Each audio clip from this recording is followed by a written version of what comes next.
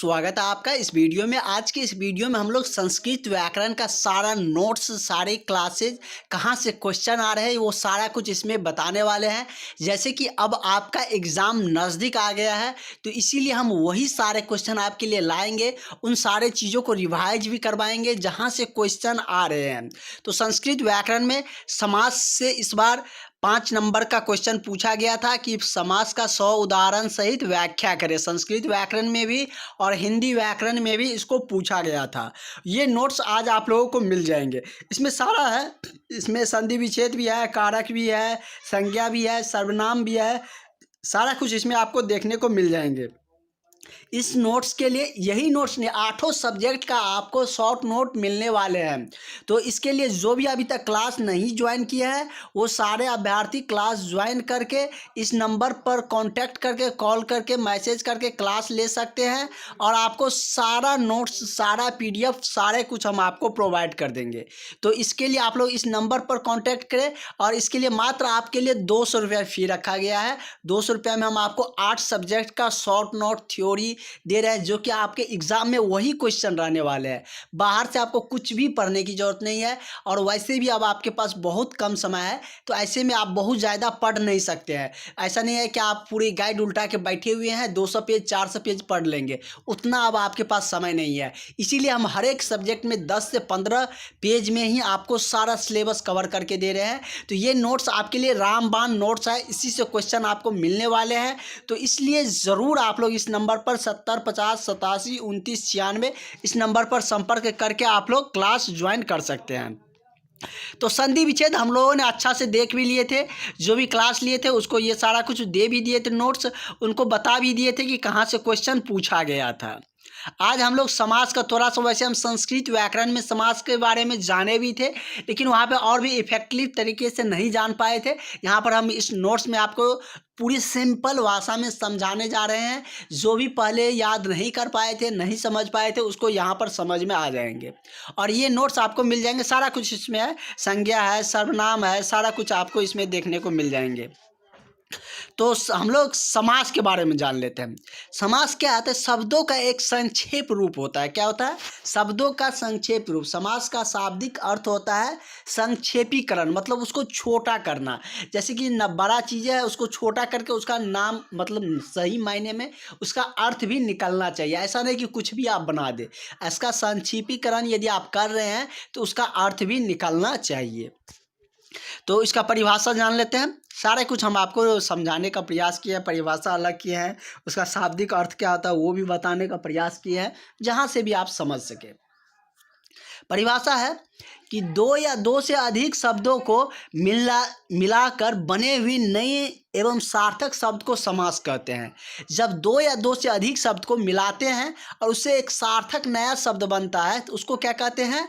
उसको हम लोग समास कहते हैं। जैसे यहाँ पर राजपुरुष है तो ये राजपुरुष क्या होगा?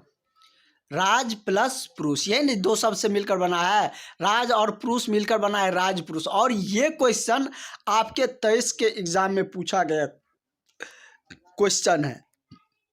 क्वेश्चन इस तरीके से थे। सिर्फ 5 ही नंबर का नहीं था, 5 नंबर का आपको संस्कृत व्याकरण में उदाहरण सहित व्याख्या करने के लिए था। अगर हिंदी व्याकरण में कहे तो वहाँ पर ऑब्जेक्टिव से बहुत क्वेश्चन पूछे गए थे। उसमें पूछे गए थे कि राजपुरुष किस समास का भेद है? तो किसका है? तत्व पुरुष का, वो समझाएंगे हम। तो आप लोग समास का परिभाषा समझिए। जब दो या दो से अधिक शब्दों को मिलाकर जो नए शब्द बनते हैं और उसका एक शाब्दिक अर्थ होता है तो उसको क्या कहते हैं? समास कहते हैं। अब हम लोग समास का भेद जान लेते हैं। जैसे कि समास के बारे में 5 नंबर 7 नंबर का पूछे जा रहे हैं तो आपको सारा कुछ लिखना पड़ेगा। ज़्यादा लिखे रहेंगे तभी आपको ज़्यादा नंबर मिलेंगे। तो समास के भेद हम आपको बता देते हैं, कितने भेद होते हैं, कौन कौन है, कैसे उसको परिभाषित करना है। तो यहाँ पर आप देख सकते हैं समास की क्या है भेद। तत्पुरुष समास, अव्ययीभाव समास, बहुव्रीहि समास, द्विगु समास, द्वंद्व समास और कर्मधारय समास। इस तरीके से आपको 6 समास का भेद है। ठीक है। तत्पुरुष समास जिस समास में उत्तर पद, यहाँ पे थोड़ा सा मिस्टेक हो गया था, उत्तर पद, जिस समास के उत्तर पद मतलब बाद वाला पद प्रधान हो, उसी पद से उसका सार्थक अर्थ निकल रहा हो, तो उसको क्या कहेंगे, उसको तत्पुरुष समास करेंगे। जैसे कहीं पर भी कुछ लिखा गया, जैसे यहीं पे देखिए क्या लिखा है, हीन, धर्महीन, क्या चीज में हीन है, धन में हीन है। राजपुत्र, कौन सा पुत्र है, पुत्र इसमें प्रधान है, राज तो कुछ भी हो सकता है लेकिन इसमें पुत्र प्रधान है। उसी तरीके से पुरुष, महान पुरुष है, राजपुरुष है, कौन सा पुरुष है, इसमें मतलब पुरुष प्रधान है, मतलब बाद वाला पद प्रधान है। उत्तर पद प्रधान हो, उसी पद से आपका पूरा व्याख्या मिल रहा हो, सार्थक अर्थ पता चल रहा है, उसे तत्पुरुष समास कहते हैं। उसके बाद है अव्ययी भाव समास, जिस समास में पूर्व पद अव्यय हो, मतलब पूर्व पद प्रधान हो। जैसे पहले वाला समास, पहले वाला पद यदि जिस समास में प्रधान हो उसको अव्ययी भाव समास कहते हैं। जैसे प्रतिदिन, इसमें क्या है, प्रति मतलब क्या है, दिन तो है लेकिन कौन सा दिन है ये भी हो सकता है, लेकिन इसमें क्या है, इससे विशेष सारी चीज़ों का व्याख्या पता चल रहा है, संपूर्ण व्याख्या। तो प्रति क्या हो गया, इसका व्याख्या हो गया। तो प्रतिदिन में क्या है, प्रति इसका अव्ययी भाव समास, मतलब कि इस तरीके से आप पहचान सकते हैं। अव्ययी भाव समास को पहचानने के नियम क्या है, जिसका पूर्व पद लगे कि इसी से अर्थ निकल रहा है तो वो अव्ययी भाव समास होगा। जैसे प्रतिदिन हो गया, उसके बाद यथाशक्ति हो गया, ये सब क्या है, अव्ययी भाव समास। वही बहुवीर्य समास को हम लोग देखते हैं। बहुवीर्य समास, जिस सामासिक शब्द के दोनों पद अप्रधान हो, जिस सामासिक शब्द के दोनों पद अप्रधान हो और समस्त पद का नया अर्थ हो, मतलब क्या कि जिसका दोनों पद प्रधान हो और समस्त जो पूरा पद है उसका नया अर्थ निकल रहा हो, तो उसको क्या कहते हैं, अव्ययी भाव समास कहते हैं। जैसे क्या, लंबोदर, लंबोदर क्या है, लंबा है जिसका उदर, मतलब उदर मीन्स पेट होता है, लंबा मतलब जानते हैं आप लोग, और उसका फाइनल मीनिंग क्या हो जाता है, अर्थात किसको कहते हैं हम लोग, ये गणेश जी के लिए ये बोध किया जाता है लंबोदर। तो क्या है, दोनों पद प्रधान है लेकिन उससे एक नया अर्थ निकल रहा है, तो उसको क्या कहेंगे, अव्ययी भाव समास कहेंगे।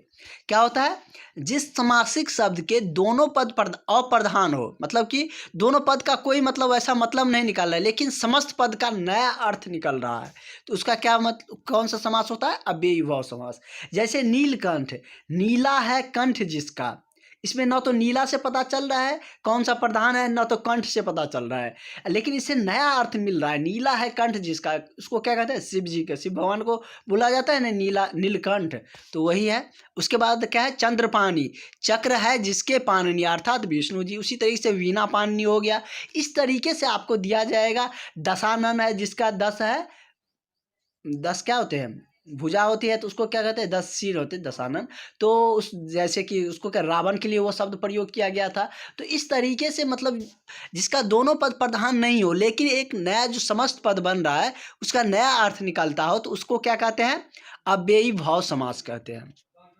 अब आपसे परिभाषा सहित पूछेंगे, आप लिख सकते हैं। कहीं कोई एग्जाम्पल पूछेगा कोई भी समास का, तो वो भी आप लिख सकते हैं। दिग्गु समास जानते हैं क्या होता है, दिग्गु समास, दिग्गु समासिक शब्द का पूर्व पद संख्यावाचक होता है। दिग्गु और द्वंद्व में समझिए, दिग्गु में क्या होता है, जो पहला पद होता है ना वो संख्यावाचक होता है, किसी संख्या को इंडिकेट करता है, सूचित करता है। जैसे क्या है, पंचवटी, मतलब क्या, पंचवटी, पंच मतलब क्या, पांच, वटी मतलब क्या होता है, वट वृक्ष, तो क्या आ गया, पांच वृक्ष। यह कौन सी है, दिग्गु समास। इसमें क्या, संख्यावाचक, पहला पद किसको इंडिकेट कर रहा है, किसको सूचित कर रहा है, तो संख्यावाचक को। इसमें पूर्व पद संख्यावाचक हो तो उसको क्या कहते हैं, दिग्गु समास कहते हैं। जैसे क्या हो गया, शताब्दी हो गया, दोपहर हो गया, जैसे कि दोपहर हो गया, चौवन्नी हो गया, अठन्नी, ये सब क्या है कि मतलब कि दिग्गु समास है जिसका पहला पद क्या है, संख्यावाचक है। वही द्वंद्व समास समझते हैं क्या होते हैं। द्वंद्व समास भी आपको अच्छे से आते रहना चाहिए। द्वंद्व समास, जिस समासिक शब्द के दोनों पद प्रधान हो, क्या होता है, जिसका दोनों पद प्रधान हो उसको क्या कहते हैं, द्वंद्व समास कहते हैं। जैसे भाई बहन, इसमें भाई भी प्रधान है, बहन भी प्रधान है। गंगा यमुना, ये क्या है, दोनों पद प्रधान है। माँ बाप दोनों प्रधान है। भात दाल दोनों प्रधान है। छिपा लोटा दोनों प्रधान है। इस तरीके से आपको यदि एग्जाम्पल आ रहा है तो समझ जाइए वो किस समास का उदाहरण है, तो द्वंद्व समास का उदाहरण है। द्वंद्व समास, जिस समासिक शब्द के दोनों पद प्रधान हो उसको क्या कहते हैं, द्वंद्व समास कहते हैं। किसको कहते हैं, जिस समासिक शब्द के दोनों पद प्रधान हो उसको द्वंद्व समास कहते हैं। जैसे भाई बहन, गंगा यमुना, माँ बाप, दाल भात, इस तरीके से बहुत सारा एग्जाम्पल आपको हो सकते हैं। अगला है कर्मधारय समास। टोटल कितने 6 समास के बारे में हम लोग जाने। कर्मधारय समास, जिस समास में उपमा उपमेय विशेष विशेषण का भाव हो, जिससे आपको विशेष विशेषण का भाव पता चल रहा हो इसमें। और आप बहुव्रीहि समास में कंफ्यूज मत होइएगा, उसमें शब्द का नया अर्थ निकल रहा था। इसमें क्या होता है कि विशेष विशेषण का पता चल पाता है। इसमें यदि हम बात करें तो इसमें भी एग्जाम्पल आपको उसी तरीके से देखने को मिलेंगे, लेकिन आप उसमें भेद डिफरेंस को समझिए। क्या है कि जिस समास के उपमा उपमेय विशेष विशेषण का भाव हो उसे कर्मधारय समास कहते हैं। जैसे क्या है, चंद्रोज्जल, चंद्र जो है जिसका उज्ज्वल। उसी तरीके से महापुरुष, महान है जो पुरुष। उसी और क्या हो सकता है, महानदी, महती नदी। उसके बाद है क्या है, ये संस्कृत का आ गया। उसके बाद क्या है, महादेव, महान देव। उसके बाद है कि राजपुरुष, यहाँ पे वहाँ पर दे दिया है क्योंकि पूछा गया था, वो तत्पुरुष का था। तो इस तरीके से हमने आपको समास के बारे में पूरा बता दिए, उसके भेद भी बता दिए। और एक बार हम आपको रिवाइज करवा देते हैं। समास का क्या अर्थ होता है, संक्षेपीकरण। उसको क्या परिभाषित कैसे कहते हैं, जब दो या दो से अधिक शब्द मिलकर बने हुए एक नए शब्द या सार्थक शब्द बनाते हैं तो उसको क्या कहते हैं, समास कहते हैं। समास के 6 भेद होते हैं। इसे आप लोग एक बार लिख जरूर लीजिएगा, ठीक ना। इससे आपको नोट्स भी बन जाएंगे, रिवाइज भी होंगे, आपका याद हो जाएगा। समास के कितने भेद है, 6 भेद होते हैं। कौन कौन से, तत्पुरुष समास, अव्ययीभाव समास, बहुव्रीहि समास, दिग्यु समास, द्वंद्व समास, कर्मधारय समास। तत्पुरुष समास में क्या होता है, उत्तर पद, बाद वाला पद क्या होता है, प्रधान होता है। जैसे क्या है, धनहीन, राजपुत्र, राजपुरुष, इस तरीके से बहुत सारा हो सकता है, राजमिस्त्री, इस तरीके से बहुत सारा एग्जाम्पल आपका हो सकता है जिसका उत्तर पद प्रधान हो। अव्ययीभाव समास मतलब उत्तर मतलब बाद वाले पद से जिसका अर्थ फाइनल हो रहा हो। अव्ययीभाव समास, जिस समास का पूर्व पद अव्यय हो, प्रधान हो, मतलब कि जिसमें पूर्व पद के ही पहले वाले पद से ही प्रधानता मिल रहा हो, उसी से उसका अर्थ निकल रहा हो, तो उसको अव्ययीभाव समास कहते हैं। जैसे प्रतिदिन, यथाशक्ति हो गया। उस तरीके से बहुव्रीहि समास की बात करें तो जिस समासिक शब्द में दोनों पद अप्रधान हो, जिसमें दोनों पद अप्रधान हो और समस्त पद का नया अर्थ निकल रहा हो, उसको क्या कहते हैं, बहुव्रीहि समास। जिसमें दोनों पद अप्रधान हो और नया पद का क्या निकल रहा है, समस्त पद का नया अर्थ निकल रहा है। जैसे नीलकंठ, नीला है कंठ जिसका अर्थात शिव जी। चंद्रपानी, चंद्र है पानी जिसका कि अर्थात विष्णु जी। लंबोदर, लंबा है उदर जिसका अर्थात गणेश जी। उस तरीके से दिग्यु समास के बारे में जानते हैं।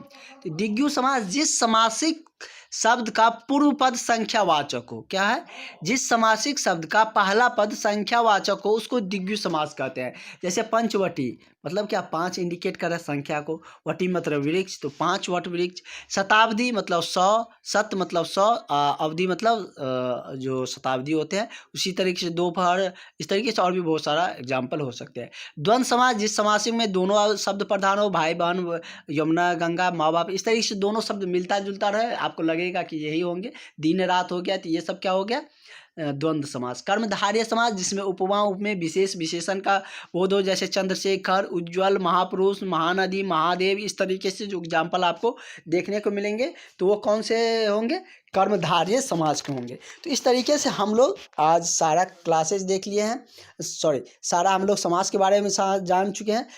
शाम वाले क्लास में आगे कंटिन्यू रहेंगे। और आज थोड़ा सा हम लोग का क्लास छोटा रहेंगे क्योंकि थोड़ा सा लाउड स्पीकर साइड में बज रहे हैं, तो इस कारण से अभी बंद है। हम आपको क्लास ले रहे हैं, नहीं तो लंबा क्लास लेते। और आज शाम वाले क्लास एक घंटा के लमसम में चलने वाले, ज़्यादा लंबा क्लास होंगे। और आप लोग अभी तक क्लास ज्वाइन नहीं किए हैं, नोट्स लेना चाहते हैं, लेना ही पड़ेगा यदि आपको फर्स्ट डिवीज़न अच्छे मार्क्स से पास करना है। नहीं तो आप अपना रिजल्ट देखिएगा तो पछताना, आपको कोई फ़ायदा नहीं होगा। इसके लिए आप लोग इस नंबर पर कॉन्टैक्ट करके आप लोग क्लासेज ले सकते हैं। सारा 8 सब्जेक्ट का आपको नोट्स मिल जाएंगे। तो चलिए हम लोग मिलते हैं नेक्स्ट वीडियो में। फिलहाल आज के लिए इतना रहने देते हैं। कोई भी डाउट हो तो हम आपको ज़रूर बताएंगे। और सिलेबस के लेकर आप लोग बिल्कुल भी परेशान नहीं होइएगा, हम पूरी सिलेबस आपको समाप्त करके देंगे। अच्छे से आपको, आप देख रहे हैं समास हमने 2 बार 3 बार रिवाइज करवा दिए हैं। इस तरीके से रिवाइजन के साथ हम आपको सारा कुछ दे रहे हैं, तो आप लोग ज़रूर उसको केयर करिए, इसको पढ़िए। आपको एग्ज़ाम में निश्चित रूप से बहुत अच्छे नंबर आने वाले हैं। अपनी तैयारी को बेहतर करने के लिए क्लासेज ले लीजिए, और यदि चाहते हैं अच्छा नंबर से पास हो तो हम आपको सारा नोट्स प्रोवाइड कर देंगे। आप निश्चित रूप से एग्ज़ाम में अच्छे नंबर से पास हो जाइएगा, क्योंकि इन्हीं सब से क्वेश्चन रहने वाले हैं। तो चलिए मिलते हैं नेक्स्ट वीडियो में। आज के लिए इतना ही। Thank you.